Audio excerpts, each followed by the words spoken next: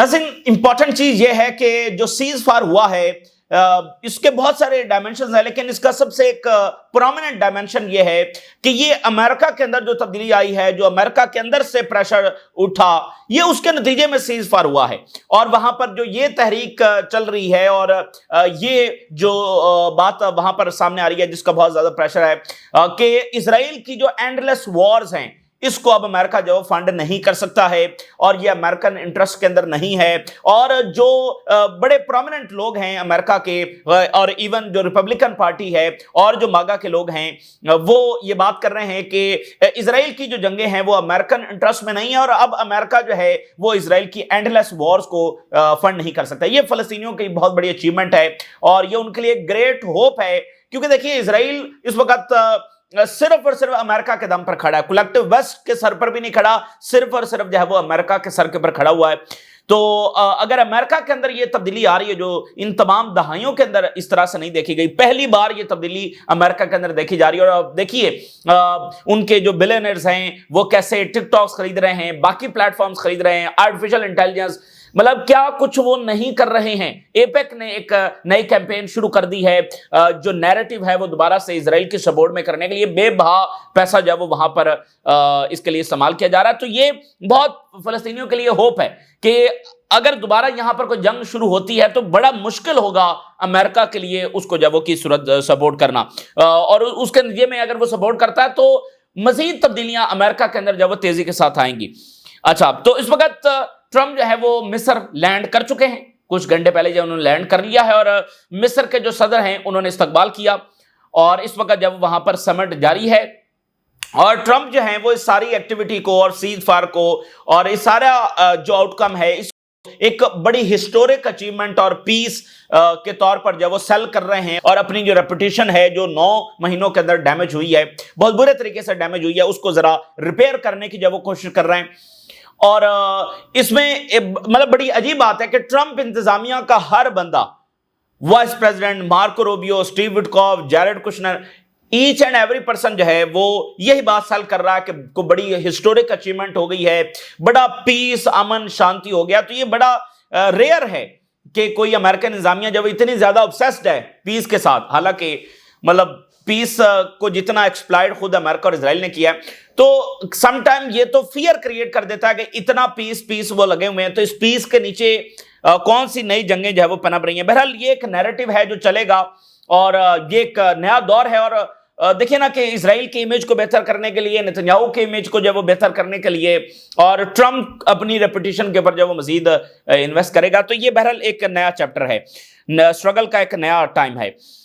अच्छा, इसी दरमियान फियर अपनी जगह पर मौजूद है कि इजराइल किसी भी वक्त ब्रीच कर सकता है सीज फायर की, क्योंकि जो इजरायली फौज है वो गजा के अंदर मौजूद है, गजा के बाहर नहीं है, गजा के अंदर मौजूद है, तो किसी भी वक्त उनकी जानिब से ब्रीच किया जा सकता है। और फिर देखिए जिन्होंने लाखों फलस्तीनियों को मारा और जख्मी किया है, एक ऐसी लीडरशिप, मतलब जिनमें इंसानियत नाम की कोई चीज नहीं है, जो सर से लेकर पांव तक ईवल ही ईवल हैं। अब वो क्या मिडिल ईस्ट में बैठकर जब वो अमन को आगे बढ़ाएंगे, अमन की पॉलिसी लेकर आएंगे, और अमन वैसे है क्या, मतलब वो बराबर ही नहीं समझते जब मिडिल ईस्ट के मुल्कों को, तो उनके साथ वो क्या अमन करेंगे। तो वो तो प्योरली जो डोमिनेशन है वो उनकी डेफिनेशन ऑफ पीस है। तो यानी एक आप देखें ना कि एक बुरा आदमी होता है तो उससे कोई खैर की तवक्को हो नहीं सकती। जब वो बहुत सारी लिमिट्स क्रॉस कर जाए तो नेतन्याहू से आप क्या, मतलब जो सर से पांव तक एक बुराई ही उसने फैलाई है, तो उससे जब वो क्या तवक्को की जा सकती है। तो इसलिए ये अपनी जगह पर सबसे बड़ा खतरा रहेगा कि जब तक नेतन्याहू मौजूद है और ओवरऑल इजराइल का रिकॉर्ड भी है, लेकिन खासकर जो नेतन्याहू है, जब तक ये मौजूद है किसी भी वक्त कुछ भी किसी के खिलाफ भी, ईरान के खिलाफ, फलस्तीनियों के खिलाफ, किसी के खिलाफ भी जो है वो कोई भी फ्रंट जो है वो खुल सकता है। और फिर आप एक और चीज नाज़रीन देखिए, लाखों लोगों को मारना और जख्मी करना, इजराइल इसको एज अ डेटरेंस प्रिटेंड कर रहा है। यानी जो नेतन्याहू ने स्पीच की और जो बाकियों ने स्पीच की, उसमें उन्होंने यही कहा कि अगर दोबारा इजराइल पर कोई हमला हुआ तो अब हमने बताया है 2 साल में कि हम कैसा जवाब देंगे। यानी एक होता है ना कि भाई हमारे पास ये वेपन है, ये हमारी डेटरेंस है, ये हमारी आर्मी, ये हमारी डेटरेंस है। نہیں، اسرائیل کی ڈیٹرنس اب یہ رہ گئی ہے کہ وہ اتنے زیادہ سیویلینز کو مار سکتا ہے اگر اس کے اوپر جب اٹیک کیا گیا.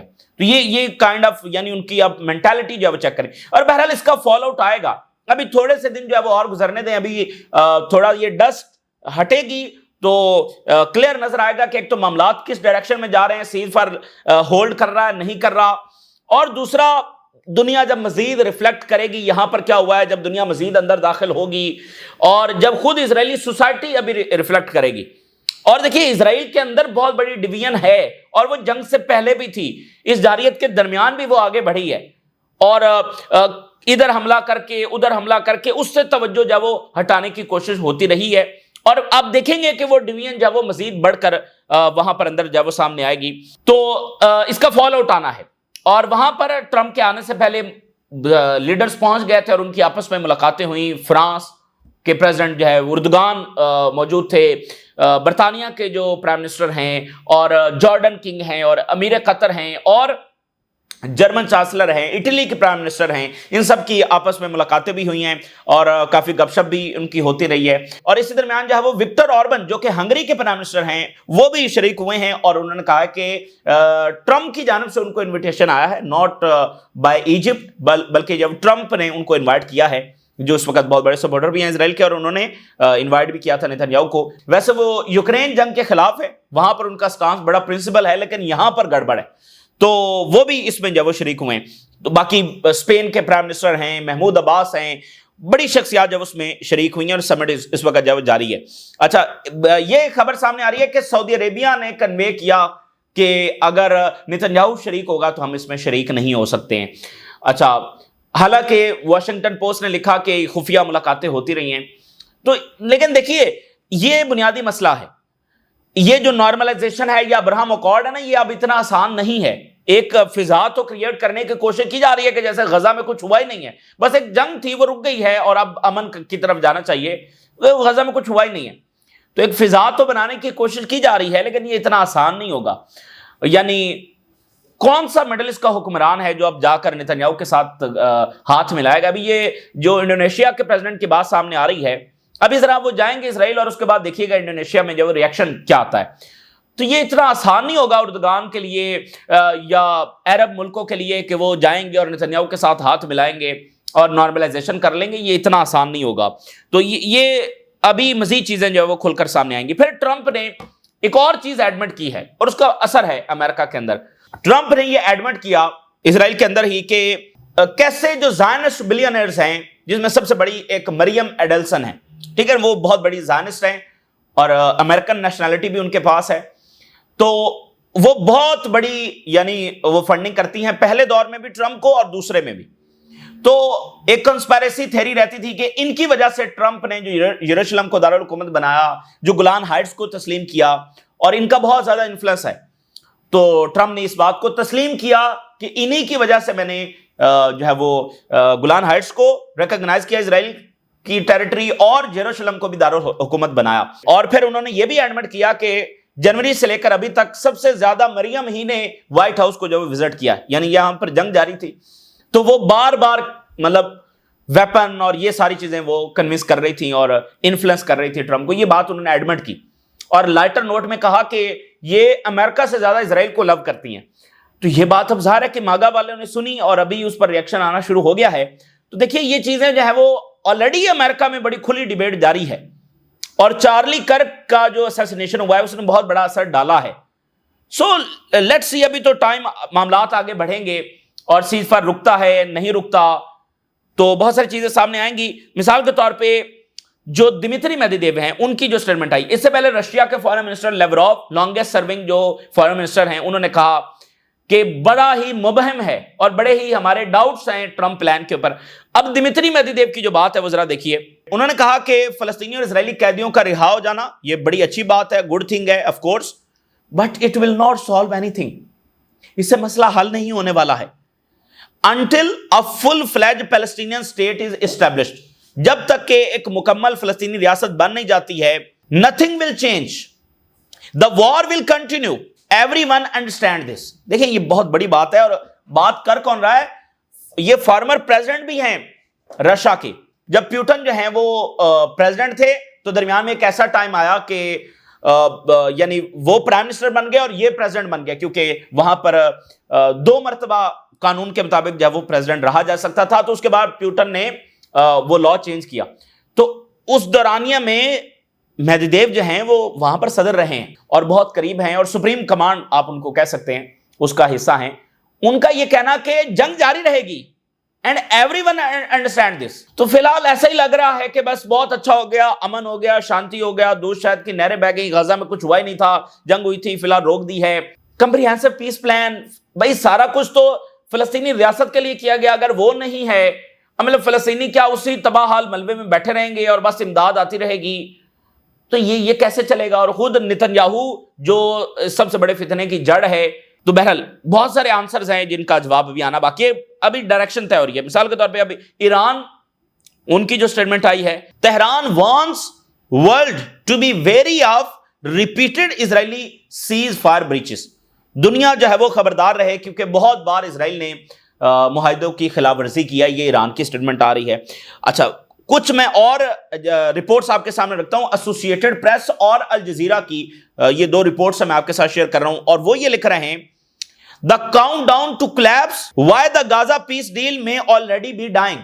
یعنی ہم تو یہ بات کر رہے ہیں نا کہ یہ سیز فائر کہیں ٹوٹ تو نہیں جائے گا، تو دونوں کی رپورٹ میں انہوں نے یہ لکھا ہے کہ ایک انداز میں اس کے ٹوٹنے کا کاؤنٹ ڈاؤن جو ہے وہ آلریڈی شروع ہو چکا ہے، جو اسرائیل کی انٹینشن جو ہے وہ نظر آ رہی ہیں، اور آن گراؤنڈ ایسا کچھ ٹھوس نہیں ہے کہ جو سسٹین کر سکے۔ Count down to renewed attacks has already begun and Hamas بھی جو ہے وہ ری آرمامنٹ اور ریکروٹمنٹ کی طرف جو ہے وہ بڑھ رہی ہے۔ The war is only paused not ended. Associated press اور الجزیرہ بات کر رہے ہیں، وار پاز ہوئی ہے لیکن مکمل بند نہیں ہوئی ہے۔ Every ceasefire is a race between trust and betrayal. ٹھیک ہے، ٹرسٹ اور بیٹریل کے درمیان یہ ہر سیز فائر کھڑا ہوتا ہے۔ And this one is losing fast and Hamas is rearming faster than Gaza is healing. اور نتن-یاہو خود اس کے ارادے واضح ہیں، اور جو انٹرنل پریشر ہے سموترچ کا، جس نے ابھی اناؤنس کیا ہے کہ جنگ جب دوبارہ شروع ہوگی، سو یہ ان کی رپورٹ ہے۔ اب اسی لیے جو ہے وہ سوالات اپنی جگہ پر برقرار رہیں گے۔ میرے خیال ہے آج کا سمٹ اور آنے والے 2-4 دن مزید واضح کریں گے، اور 2000 فلسطینی قیدی رہا کر دیے گئے ہیں۔ بہت ہی ہسٹورک دن ہے فلسطینیوں کے لیے، اور بڑا لمبا عرصہ اسرائیلی جیلوں میں گزارنے والے ریلیز ہو رہے ہیں۔ 2000 Palestinian detainees freed, defy occupation with mass welcome. تو بھرپور ان کا جب وہ استقبال کیا گیا ہے، جشن کیا گیا ہے، اور اسرائیل کبھی ان کو رہا کرنے کے لیے تیار نہیں تھا۔ اس نے سوچا بھی نہیں تھا کہ وہ ان کو رہا جو ہے وہ کرنا پڑ جائے گا، کیونکہ اس کا جو مقصد ہے وہ تو ٹوٹل آکوپیشن تھی، اور اپنے پھر مرضی سے غزہ کو جو ہے وہ سیٹلمنٹس بنانا تھی، اپنی مرضی سے جو بھی کرنا تھا۔ تو یہ تھوڑی تھا کہ وہ حماس بھی وہاں پر رہے گی اور قیدی بھی چھوڑنے پڑ جائیں گے۔ تو شکست ہوئی ہے نا۔ تو پھر فلسطینی بتا رہے ہیں کہ ان کے ساتھ کس طرح کا ٹارچر ہوا، ایک دن میں کئی مرتبہ جو ہے ٹارچر کیا گیا۔ Every kind of torture Palestinian detainee recounts abuse in Israeli custody. جو اسرائیلی قیدی ہیں ریزسٹنس کے پاس جو رہے، وہ انہوں نے جا کر انٹرویوز دیے کہ کتنا اچھا ان کا خیال رکھا گیا، اور انہوں نے بتایا کہ جو حماس کے فائٹرز خود کھاتے تھے، ہمیں بھی وہی کھلاتے تھے، اور ان کی صحت سے اندازہ لگایا جا سکتا ہے کہ وہ کتنی اچھی کنڈیشن کے اندر تھے۔ اور یہاں پر فلسطینی قیدی، ٹھیک ہے نا، تو یہ فرق ہے، ٹھیک ہے نا، یہ فرق ہے۔ اور اس لیے اس اینٹٹی سے کوئی بھی اگر کوئی خیر کی توقع رکھتا ہے تو وہ اس کی سب سے بڑی غلط فہمی ہے، اور اس سے کبھی کوئی خیر جو ہے وہ حاصل کی نہیں جا سکتی ہے۔ بہرحال یہ اب خود OIC ورلڈ کی اپنے اندر ایک فائٹ ہے۔ دیکھیں کچھ ملک ہیں نا جو یہ سمجھتے ہیں کہ اس سے خیر توقع کی جا سکتی ہے، اور مڈل ایسٹ ورلڈ یہ سمجھتی ہے کہ ہمیں ایران سے خطرہ اسرائیل سے نہیں ہے۔ تو خود یہ جو OIC کے ملکوں کا زوال ہے، جو اسلامک ورلڈ کا زوال ہے، یہ اپنے اندر بھی تو ایک جنگ رکھتا ہے نا کہ عروج کا راستہ کون سا ہے، کیسے ہے۔ تو ان کو کنسنسس کر لینا چاہیے اسرائیل کے خلاف۔ اگر اسرائیل نہیں ہوگا تو ان کا اس قدر یہ زوال بھی نہیں ہوگا۔ اسرائیل ایک مسلسل گھات لگایا ہوا دشمن ہے جو ایک قوم کو نشانہ بنا رہا ہے۔ مڈل ایسٹ کا کیا اس نے حشر نشر جو کیا ہے۔ تو یہ جب تک یہ بات انڈرسٹینڈ نہیں کریں گے تو الجزیرہ کی کچھ اور رپورٹس دیکھیے، ان کے مطابق momentum growing but next steps tricky. Momentum نظر آ رہا ہے, ورلڈ لیڈرز جمع ہوئے ہیں, پیس کی بات ہو رہی ہے, ایسا لگ رہا ہے کہ دس ٹائم ڈفرنٹ اور سیز فائر چلے گا, مومنٹم بن رہا ہے.